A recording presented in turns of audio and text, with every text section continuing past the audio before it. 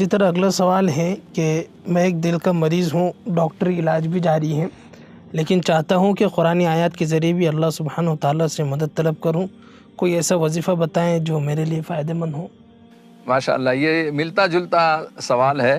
اس سے پہلے میں نے جو جواب دیا ہوں تقریباً یہ دل کے مریض ہیں اور ڈاکٹری علاج وغیرہ جو بھی ہوتا ہے تو اس سے وہ بیچارے یعنی مطمئن نہیں ہیں، اس لیے وظیفہ چاہتے ہیں۔ دیکھیے، ڈاکٹروں کے پاس ایسے امراض میں اس مرض کا خاتمہ کرنے کا کوئی علاج نہیں ہے۔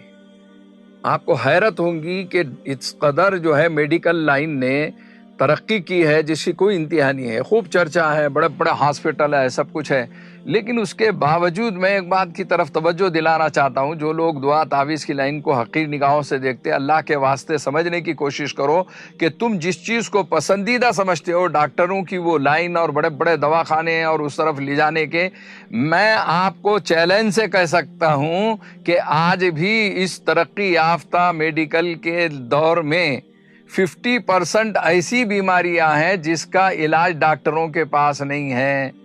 مثلا یہ ہے کہ شوگر کا کوئی علاج نہیں ہے، صرف کنٹرول کر سکتے ہیں، روزانہ لیتے رہو، کنٹرول رکھو۔ شوگر کا علاج نہیں ہے، بلڈ پریشر کا علاج نہیں ہے، مائیگرین کا علاج نہیں ہے، دردوں کا علاج نہیں ہے، آدھے سر کا درد کا جو ہے مائیگرین جو ہے اس کا علاج نہیں ہے، اسی طریقے سے ایڈز کا نہیں ہے، کینسر کا نہیں ہے، ٹی بی کا نہیں ہے، اور بہت سارے پاگل خانوں میں جانے کے بعد جو وہ دوائیں دے رہے ہیں تو اس کا نچوڑ کیا ہے؟ 2 سال سے 5 سال سے پاگل خانے میں کیوں پڑا ہوا ہے؟ وہ دماغ کے اسپیشلسٹ ہیں، آپ کیوں نہیں قابو پا سکتے ہیں؟ اور صرف یہ ہے کہ آپ علاج کا خاتمہ نہیں کرتے ہیں، قابو پانے کے لیے کچھ چیزیں دیتے رہتے ہیں۔ ذرا سا ہوش آیا، کھانا کھایا، ایک ٹیبلٹ لے لو، پھر ذرا سو گیا، اٹھا ایک ٹیبلٹ لے لو۔ گویا وہ غنودگی لانے والی، بے ہوش کرنے والی، سلا دینے والی ٹیبلٹ کا استعمال کرتے ہیں۔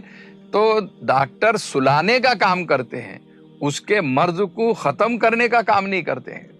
تو اب یہ میڈیکل لائن میں اس قدر ترقی ہونے کے باوجود اس قدر افسوس ہوتا ہے کہ دواخانے کھلے ہوئے ہیں اور وہاں پر کوئی آدمی یہ نہیں کہتا ہے۔ یہ بھی ایک تعجب کی بات ہے کہ مولانا آپ دیکھیے کہ وہاں 3 سال سے 2 سال سے 10 سال سے ٹیبلٹ لاتے جا رہے ہیں، چیک اپ کراتے رہتے ہیں، لیکن کوئی یہ نہیں بولتا کہ ڈاکٹر صاحب جو ہے اس سے تو کوئی فائدہ ہی نہیں ہوا، اس سے تو کوئی شفا ہی نہیں ملی، آپ ڈاکٹر رہے کہ کیا ہے؟ یہ کوئی سوال نہیں کرتا ہے۔ ہاں، خاموشی سے ہر مہینے 2000 کی دوائیں لیتے جاتے رہتے ہیں، ماشاءاللہ ان کی ڈاکٹر صاحب کی فیس بھی دیتے جاتے ہیں، خوش ہوتے ہیں، تھوڑا سا بھی کنٹرول ہوا۔ تو روحانی امراض کے اندر بھی آپ کا مزاج ایسا بنائیے، ایسا نہیں ہے کہ ہر مرض کا علاج ہو گیا تو شکریہ۔ آپ کو 50% بھی اگر فرق پڑ رہا ہے یہاں پر تو آپ کو اللہ کا شکر گزار پہلے ہونا چاہیے، پھر جس بندے کے ذریعے آپ کو شفا ملی اس کا شکر گزار ہونا چاہیے۔ تو الحمدللہ جو ہے دل کے مریض کے لیے سب سے اہم چیز یہ ہے کہ وظیفوں میں ایک وظیفہ یہ بھی ہے کہ سورہ یاسین جو ہے پانی پر دم کر کے رکھ لیں، اور چونکہ سورہ یاسین قرآن کا دل ہے، اب اس کے دل کو فائدہ پہنچانے کے لیے یہ سورہ بہت زیادہ مفید ہے۔ سورہ یاسین صبح اور شام خود پڑھ لیں، پانی پہ دم کر لیں، اور وہ پانی کا استعمال کثرت سے کریں۔ اسی طریقے سے ایک آیت ہے وَالْكَاظِمِينَ الْغَيْظَ وَالْعَافِينَ عَنِ النَّاسِ وَاللَّهُ يُحِبُّ الْمُحْسِنِينَ۔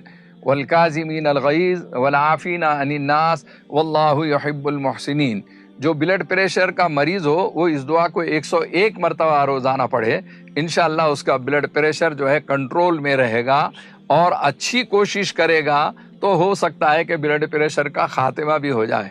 اللہ تعالیٰ ان مریضوں کو شفا عطا فرمائے اور پوری امت مسلمہ کو سمجھ عطا فرمائے۔